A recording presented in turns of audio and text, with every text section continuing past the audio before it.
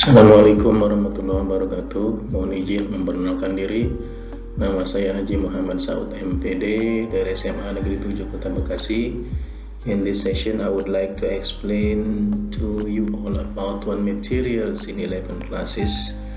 The title is Analytical Exposition Text. Mohon izin memperkenalkan diri. Nama saya Haji Muhammad Saud MPD akan menghadirkan sebuah materi bahasa Inggris kelas 11 yang berjudul Analytical Exposition Text ya.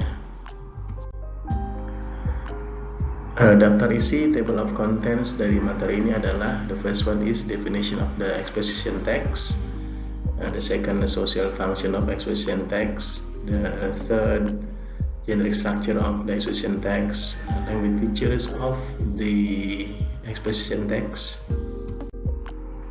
5. Analyze the exposition text, question and answer, and assignment. We start from the first one. Kita mulai dari yang pertama, yaitu definisi dari analytical exposition text. Definisi analytical exposition text adalah: exposition text is a text that is written to explain the views of an author's opinion and tries to invite or influence to the readers to agree with their opinions. Jadi intinya adalah social function, tujuan penulisan ya. Social function itu adalah tujuan penulisan dari teks. Analytical exposition adalah sebuah teks yang ditulis untuk menjelaskan pandangan dari penulis atau pendapat penulis yang berusaha atau mencoba untuk mengundang atau mempengaruhi dari para pembaca untuk menyetujui dari apa masalah yang diangkat oleh penulis tadi. Social function of the text adalah, tujuan penulisan adalah, social function of the text is to persuade the readers that the idea is important matters. Adalah bahwa tujuan penulisannya adalah untuk membujuk para pembaca bahwa pendapat yang diungkapkan adalah merupakan masalah yang penting untuk diangkat. Yang ketiga adalah generic structure of the text. Generic structure of the text yaitu terdiri dari 3 bagian. Yang pertama adalah thesis. Thesis itu adalah to introduce the topic and indicating the writer's point of view. Di sini thesis adalah memperkenalkan topik atau masalah yang diangkat yang merupakan sudut pandang dari pembaca. Second one, yang kedua adalah argument. Argument adalah menjelaskan atau mendukung dari pendapat si penulis tadi, tetapi harus didukung oleh fakta-fakta yang dapat memperkuat dari tesis yang diangkat tadi. Yang ketiga adalah reiteration, restating the writer's point of view or to strengthen the thesis. Reiteration adalah menekankan kembali pandangan atau sudut pandang pendapat yang diungkapkan oleh penulis tadi dalam tesis yang diangkat ya, atau masalah yang diungkapkan dalam teks ini. Yang keempat adalah language features atau tahu language feature artinya? Language feature adalah ciri kebahasaan ya. Silahkan dibaca language features. Yang pertama adalah using relational process. Yang kedua, using international conjunction. Seven conjunction are usually abbreviated as when, boys, for, and, nor, but, or, yet, so. The third one, yang ketiga adalah using external conjunction. It is used to enhancing by linking to real world events. Follow cause to find a solution that reigns. Tenses yang digunakan adalah yang keempat ini menggunakan simple present tense ya. Jadi teks ini menggunakan simple present tense.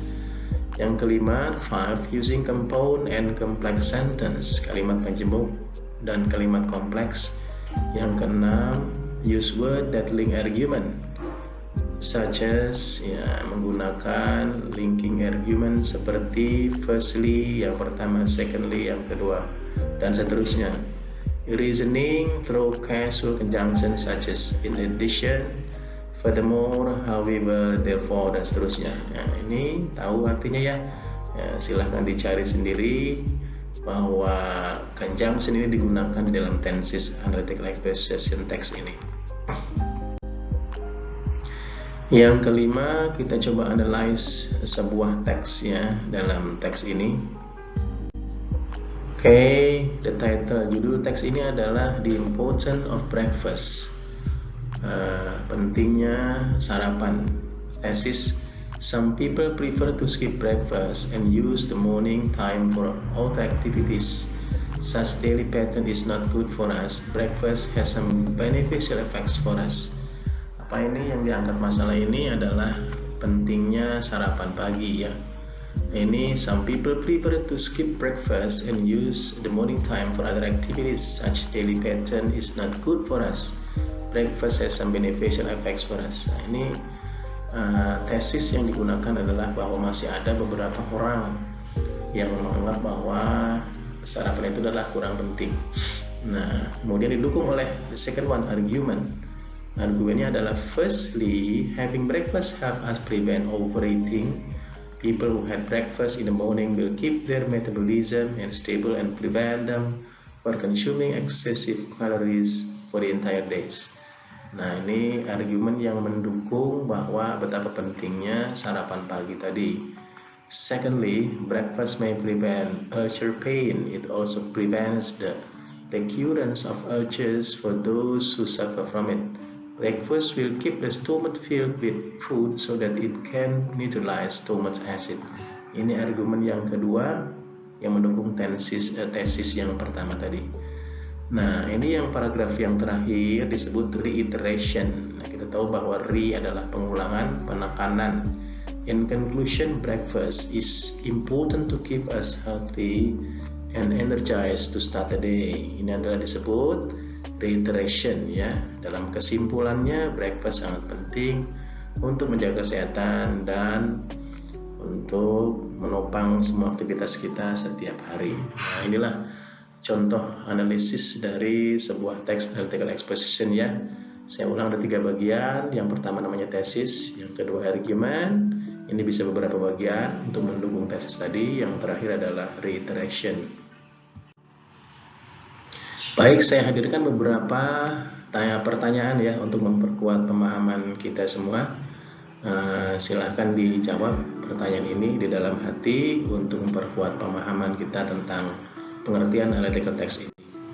Nah, ini pertanyaannya, saya bacakan ya. What is analytical exposition text? Apa analytical exposition text itu? State the structure of the analytical exposition. Nah, silahkan yang tadi apa itu dijawab. The analytical exposition text argument section serve us. Silahkan dijawab. How many language features can you find in analytical exposition text? The last one, why should analytical exposition text use a simple present tense? Oke, saya kira ini bisa dipahami ya. 5 pertanyaan ini silahkan dijawab untuk memperkuat pemahaman kita tentang materi yang barusan kita bahas. Nah, juga tugas nih ya, tugas saya sertakan yang bisa Anda semua latihan ya dengan tugas-tugas ini. Yang pertama, the social function of analytical exposition text is, silahkan dipilih nih, social function dari text analytical exposition itu apa saja. We have 4 option here, silahkan dijawab ya. Second one, what is the tenses that use in analytical exposition text? Tenses apa yang digunakan dalam tenses dalam teks tadi? Silahkan dijawab. Oke. What do we call the first paragraph of analytical exposition text? Apa yang kita sebut dari first paragraph ya? Silahkan dijawab. We have 4 option here. Next one, in analytical exposition text, what is external conjunction used to? Silahkan external conjunction yang digunakan dalam teks ini. Next question, what do we call the last paragraph of analytical exposition text? Apa kita sebutnya last paragraph? Silahkan dijawab ya untuk memperkuat pemahaman kita dalam sesi ini. Oke, baik. Terima kasih, itulah materi yang saya hadirkan pada kesempatan ini. Kurang lebihnya mohon maaf. Terima kasih atas perhatiannya. Mohon dilaksanakan sebagai latihan penunjang pelajaran kita sehari-hari dalam mempelajari bahasa Inggris. Terima kasih. Assalamualaikum warahmatullahi wabarakatuh.